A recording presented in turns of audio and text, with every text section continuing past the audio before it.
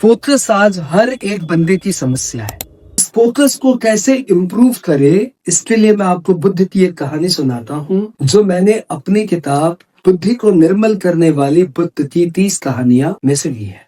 एक लड़का गौतम बुद्ध के पास पहुंचा, कहा कि महाराज, मेरी एकाग्रता की समस्या है। मैं किसी भी काम को एकाग्रता के साथ कर नहीं सकता, क्या करूं?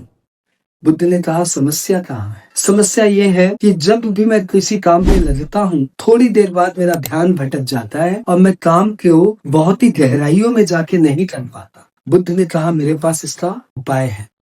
बुद्ध ने उसको बाहर ले गए। शाम के समय बुद्ध ने एक दीपक जलाया और उससे पूछा, दीपक की लौ कैसी है? बोला, दीपक की लौ मूव कर रही है, हिल रही है, वो एक तरफ टिकी भी नहीं है। बोला, कोशिश करो कि इसकी लौ एक तरफ टिक जाए। उसने सोचा, क्या करूं? उसने थोड़ा तेल और डाल दिया, लेकिन तेल के कारण लौ बड़ी तो हो गई, फिर भी उसका हिलना डुलना चालू था। बुद्ध ने थोड़ी देर बाद उसके ऊपर एक शीशे का ढक्कन लगा दिया। अब शीशे के ढक्कन लगने के कारण बाहर की हवा का इम्पैक्ट नहीं आया और लौ एकाग्र हो गई।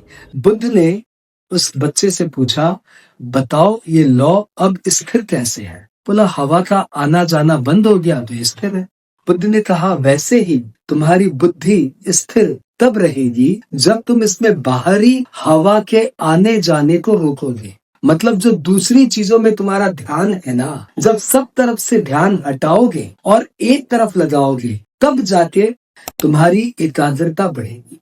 एकाग्रता बढ़ाने के लिए ये जरूरी नहीं है कि आप अपने आप को ज्यादा जोर लगाओ, बल्कि बस इतना जरूरी है कि जो और तरफ में आपका ध्यान लगा हुआ है, जो और कामों में और वस्तुओं में आपका ध्यान लगा हुआ है, वहां से ध्यान हटाइए। रामायण में भी तो ऐसा ही कहा हुआ है कि सबकी ममता ताज बटोरी, मम पद मन ही बांध बरी डोरी। जो हर तरफ से अपने मन को हटा के सिर्फ मुझ में अपना मन लगाता है, वो भक्त मुझे।